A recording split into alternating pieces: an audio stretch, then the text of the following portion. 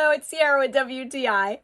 And this little piggy went to the market, this little piggy stayed home, and this little piggy looks super adorable on my windowsill. Yes, I don't think I need to be the one to tell you that farmhouse is back in a big way. I absolutely love the aesthetic of having farm animals around my house, and this one in particular is adorable.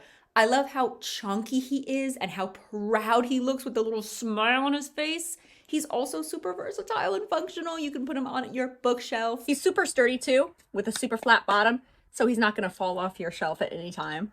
He also looks really great outdoors in the sunshine. I mean, I'm telling you, sometimes it just feels like it's me and Mr. Pig against the world. This little baby is hand painted and made from high quality hand cast resin and makes a perfect gift for loved ones who love farm animals or cute things around the house. His secondary mission has been holding my hair ties in the bathroom because he's a very good boy. And that's just my point of view.